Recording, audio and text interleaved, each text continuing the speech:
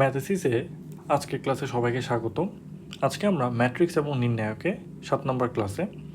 So এখানে কিছু অধ্যায়ভিত্তিক আমাদের কিছু ম্যাথ বাকি ছিল, সেগুলো আজকে আমরা শেষ করব।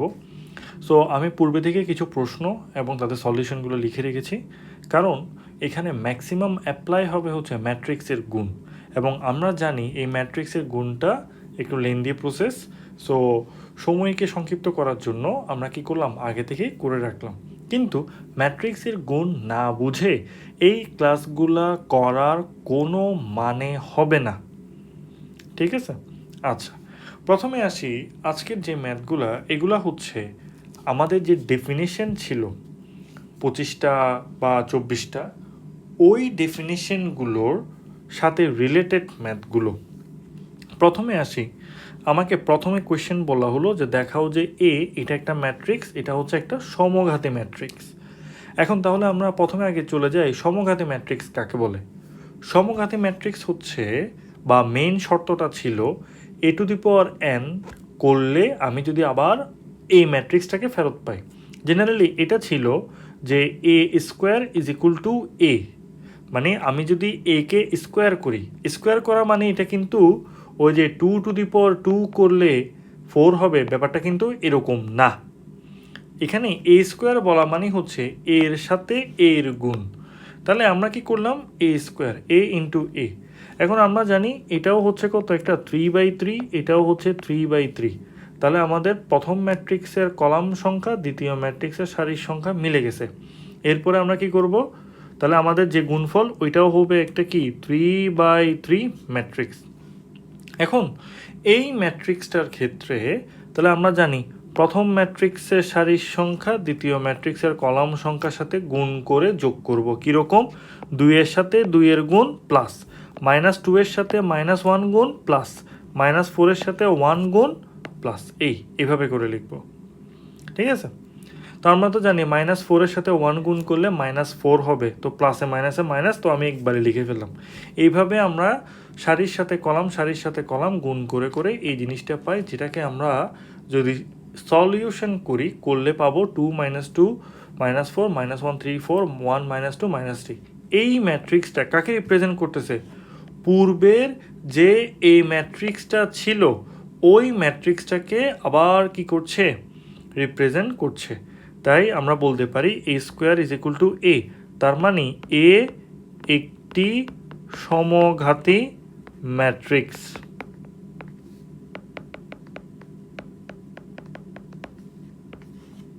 ওকে, এরপর হচ্ছে প্রুফ, আরেকটা প্রমাণ করতে বলছে যে সি একটা ম্যাট্রিক্স, এটি একটি অবেদঘাতী ম্যাট্রিক্স। এখন আমাকে তাহলে চিন্তা করতে হবে অবেদঘাতী কী ছিল। অবেদঘাতী কাকে বলে, অবেদঘাতী হচ্ছে আমি যদি a⁴n করলে যদি আমি কে পাই। কি স্যার, ছিল একটা অভেদক ম্যাট্রিক্স, ঠিক আছে? এটা কিন্তু I2 হইতে পারে, I3 হতে পারে, অর্থাৎ 3/3 এর 2/2 এর অবেদক হইতে পারে। অবেদকের জিনিসটা ছিল এরকম 1 0 0 1, অর্থাৎ কর্ণের সকল ভুক্তি সবসময় 1 হবে। আচ্ছা, তাহলে আমরা আবার বলতে পারি যে a² = I, এটা প্রমাণ করলেই আমাদের অবেদক প্রমাণ হয়ে যাবে। তাহলে আমাকে দিছে সি, তাহলে আমরা c² করলাম, c × c, অর্থাৎ সি এর সাথে সি এর গুণ করব। করার পরে আমরা দেখলাম প্রথম ম্যাট্রিক্সের সারির সাথে দ্বিতীয় ম্যাট্রিক্সের কলাম সংখ্যা, প্রথম ম্যাট্রিক্সের সারির সাথে দ্বিতীয় ম্যাট্রিক্সের কলাম সংখ্যা গুণ করলে আমরা a12 পাবো। আবার প্রথম ম্যাট্রিক্সের সারির সাথে দ্বিতীয় ম্যাট্রিক্সের 3 নম্বর কলাম গুণ করলে আমরা a13 পাবো। এটা ছিল a11। তাহলে আমরা a21 কেমনে পাবো, a21 বলা মানে হচ্ছে 2 নাম্বার সারির সাথে 1 নাম্বার কলামের গুণ। এভাবে করে করে আমরা ভুক্তিগুলো পাবো। ভুক্তিগুলোকে যদি আমরা সলিউশন করি তাহলে আমরা একটা কি পাচ্ছি, একটা অবেদও পাচ্ছি। তাহলে আমরা বলতে পারি যে c⁴n বা c⁴n না, c² = I হচ্ছে যেহেতু, তাহলে c একটি অবেদঘাতী ম্যাট্রিক্স। এরপরে আসি তৃতীয় নম্বর কোয়েশ্চেনে বলা হলো কি a b দুইটা ম্যাট্রিক্স, দেখাও যে a + b এর ট্রান্সপোজ = হচ্ছে a ট্রান্সপোজ + b এর ট্রান্সপোজ। ওকে, তাহলে প্রথমে আগে আমরা কি করছি, এ প্লাস বি বের করছি লেফট হ্যান্ড সাইডের জন্য। তাহলে এ প্লাস বি মানে এ আর বি এর যোগফল, তাহলে আমরা জানি 12 আর 3 যোগ করলে 12, 3 যোগ করলে 15, 3 মাইনাস 3 যোগ করলে 0, 0 0 যোগ করলে 0। শেষ। আমরা সিরিয়াল বাই একটার সাথে কি করব, যোগ করে যাব। যোগ করার পরে এ প্লাস বি এর ট্রান্সপোজ করব, যোগফলের ট্রান্সপোজ। তাহলে আমরা জানি এটা হবে 15, 12, 15, এরপরে হবে 0 মাইনাস 6 6, 0 12 21। শেষ। ট্রান্সপোজ। তাহলে এটা গেল left hand side. Right hand সাইডে কি বলছে, এ এর ট্রান্সপোজ যোগ বি এর ট্রান্সপোজ। তাহলে প্রথমে আগে আমরা এ এর ট্রান্সপোজটা বের করলাম, অর্থাৎ কলামকে সারি, সারিকে কলামে রূপান্তর করছি, বি এর ট্রান্সপোজ বের করছি। বের করার পরে তাদের এই দুজনের মধ্যে কি ঘটাইলাম, যোগফল ঘটাইলাম। যোগ করার পরে এটা পাইছি। তাহলে এটা আবার কি ছিল, ওই যে এ প্লাস বি এর ট্রান্সপোজ সমান আমরা বলতে পারি এ এর ট্রান্সপোজ প্লাস বি এর ট্রান্সপোজ। এখন মজার কথা বলি, আমি যখন ডেফিনেশন পড়িয়েছিলাম ওখানে আমরা ট্রান্সপোজ বা প্রতিসম ম্যাট্রিক্সের ক্ষেত্রে কিছু শর্ত পড়িয়েছিলাম বা কিছু বৈশিষ্ট্য পড়িয়েছিলাম। বৈশিষ্ট্যগুলো আমি বলছিলাম যে মুখস্থ না করতে, এগুলা এমনিতেই বোঝা যায়। সো আমি ওই রিলেটেড ম্যাথগুলা এখানে দিলাম, যে বৈশিষ্ট্যগুলো যেগুলো ছিল ওগুলো সবগুলো এক্সাম্পল দিয়ে আমরা ব্যাখ্যা করতে পারবো। ওকে, 2 নম্বর প্রশ্ন কি বলছে, যে এ বি এর ট্রান্সপোজ ইজ ইকুয়াল টু হচ্ছে বি এর ট্রান্সপোজ ইন্টু এ এর ট্রান্সপোজ।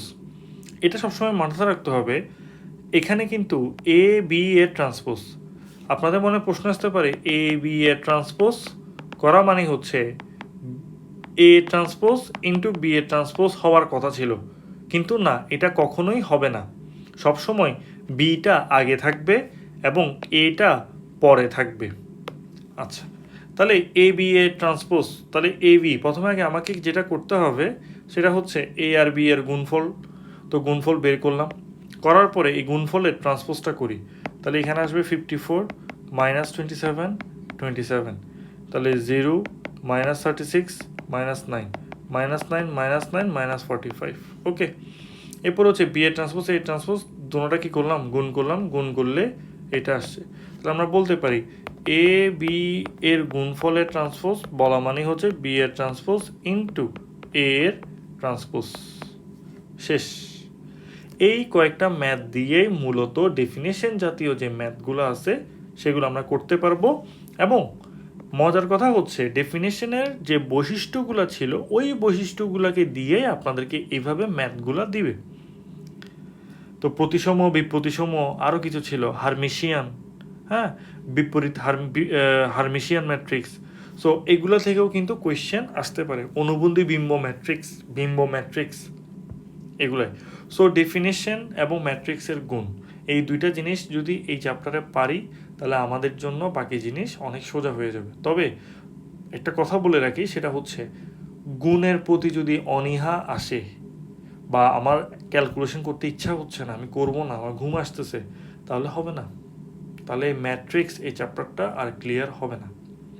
ঠিক আছে, সো আজকে এতটুকু পর্যন্ত। আমার চ্যানেলটা সাবস্ক্রাইব করবেন, লাইক দিবেন, শেয়ার দিবেন, এই